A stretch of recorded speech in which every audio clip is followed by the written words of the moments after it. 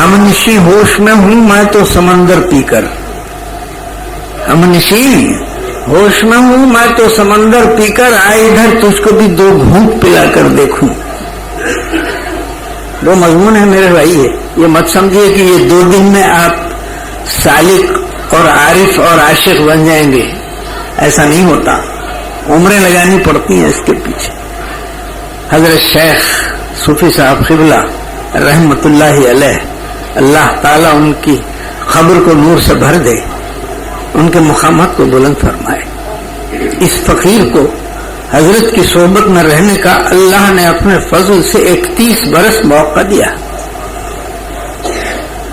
हर हाल में देख लिया हजरत को, सोते जागते, नमाज पढ़ते, खाना खाते, बयान करते, जी दुश्मनों से मिलते, दोस्तों से मिलते, हर हालत में देख लिया। मुसीबत के हाल में भी देखा, राहत के हाल में भी देखा, बीमारी के हाल में भी देखा, सेहत के हाल में भी देखा। वो क्या था? एक कुरान था जिसका 31 बरस हम मुताला करते रहे। हजरत शेख रहमतुल्लाह अलैह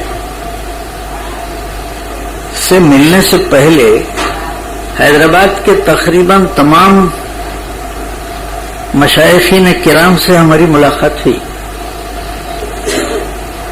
उनका नाम गिनाना जरूरी नहीं है। आला हजरत मीर उस्मान अली खान जो बादशाह थे, उनके एक पीर थे सैयद बादशाह हुसैनी रहमतुल्लाहि अलैह, उनके साथ भी बैठना हुआ हमारा। अल्लाह ने मौका दिया, मगर दिल मुतमईन नहीं हुआ कहीं।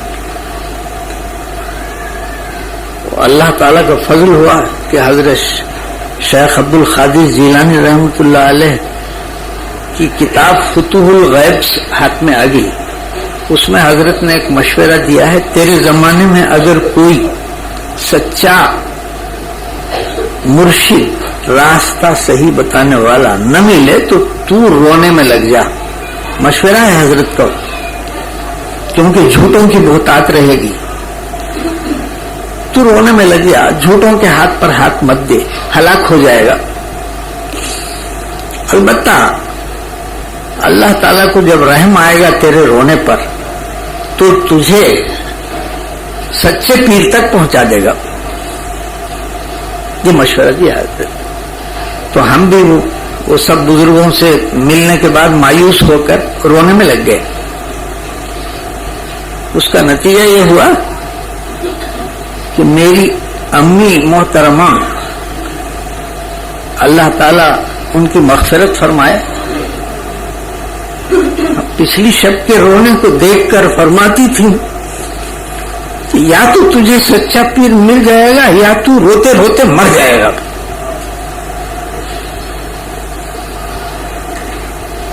अल्लाह को रोना पसंद आ गया और हजरत से मुलाकात हुई।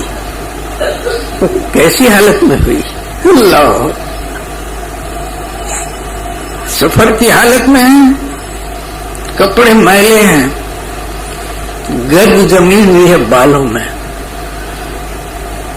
शमला एक तरफ को ढलक रहा है, कोई ख्याल नहीं हजरत। पाजामे के घुटनों पर पैबंद पड़े हुए हैं और वो सीधे घुटने का पैबंद उखड़ गया है, जिस्म नजर आ रहा है उसमें से। जिस कमरे में तशरीफ फरमा थे, हमारे एक साथी ने हमको ले जाके तारुफ कराने की कोशिश की, तो दरवाजे में जगह मिली हमको बैठने की। हमने अपने साथी से कहा कि हजरत शेख कहीं अंदर हैं क्या? यहाँ तो नजर नहीं आ रहे हैं। उनसे मिलने के आदाब क्या हैं? चिट्ठी वगैरह भेजना पड़ता है अपने नाम की, क्या किस्सा है? तो हमारे साथी ने कहा कोहनी के इशारे से, वो जो बैठे हैं जिनके बाल बहुत घने हैं और फैले हुए हैं और गर्दालूद हैं, शमला एक तरफ को ढलक रहा है, घुटनों पर पैबंद पड़े हुए हैं, कपड़े मैले हैं, वही हैं सूफी साहब।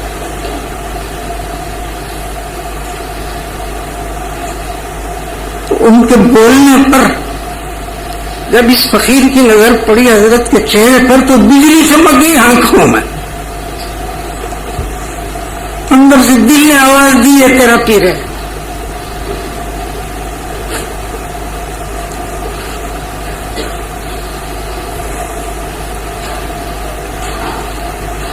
اس کے بعد ہم ہیڈ ماسٹر تھے، اسٹاف کی تنخواہ جیب میں ہے، جا کے تقسیم کرنا ہے، تو سب بھول گئے، نہ ماں یاد رہی، نہ بھائی یاد رہے، نہ خود اپنے بیوی بچے یاد رہے، نہ مدرسہ یاد رہا، نہ تنخواہ تقسیم کرنا یاد رہا، حضرت کے ساتھ حضرت کے وطن کو نکل گئے. یہ ہے دیوانہ پن. خرد کی گتھیاں سلجھا چکا میں، میرے مولا مجھے صاحب ضرور کر. اقبال نے اپنے بارے میں دعا کر لی تھی، فلسفے کی بہت سی گرہیں کھول دیا میں، مگر سکون نہیں پڑ رہا. میرے مولا مجھے جنون دے دے. اس کے بعد تو ہر تعطیل اور ہر اتوار کی تعطیل اور جو بھی بیچ میں تعطیلات آتی وہ سب حضرت کے ساتھ گزرتی. حضرت سے 1-2 دن ملاقات کر کے رات اور دن بیٹھ کے جب ہم واپس ہوئے تو امی محترمہ کی خدمت میں آئے اور سر جھکا کر کھڑے ہو گئے. تو میری ماں نے مجھے دیکھ کر کہا، بیٹا میں بڑوں سے سنتی تھی کہ آدمی کے چہرے پر ایک ہی دن رونق آتی ہے، تیری شادی ہو کر تو بہت دن ہو گئے، مگر آج وہ رونق میں تیرے چہرے پر دیکھ رہی ہوں. معلوم ہوتا ہے تجھے سچا پیر مل گیا. تو ہم امی کے قدموں میں گر گئے. کہا ہاں امی، سچا پیر مل گیا. اس کے بعد سے ہمارا آنا جانا شروع ہوا.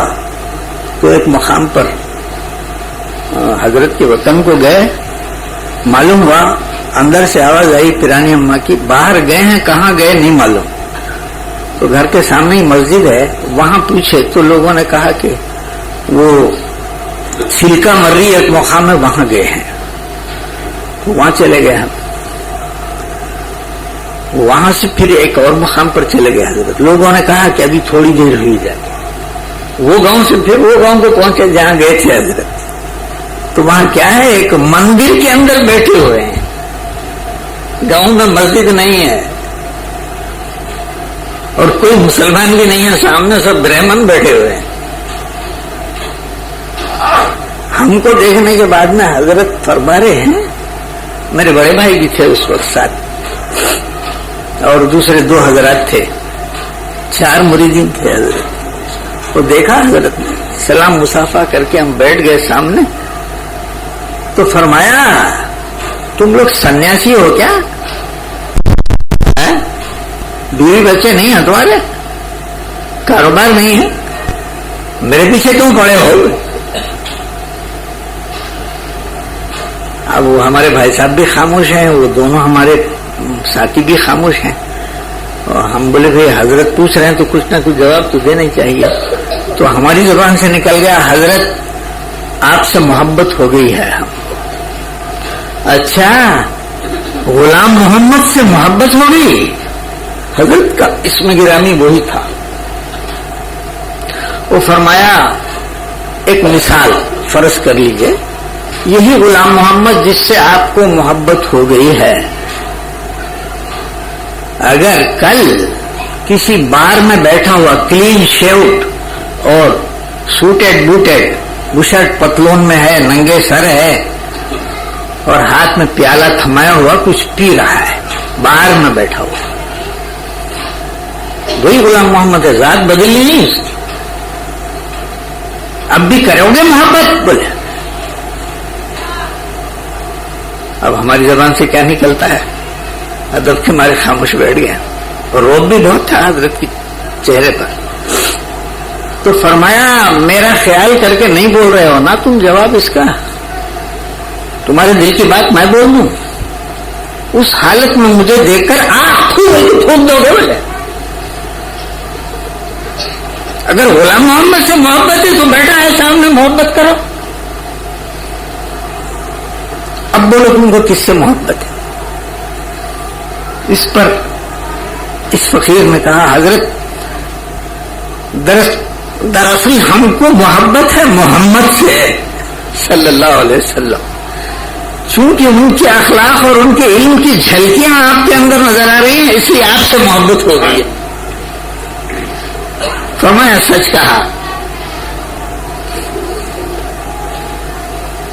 میرے بھائیوں، یہ راستہ محبت کے بغیر طے ہونے والا نہیں ہے.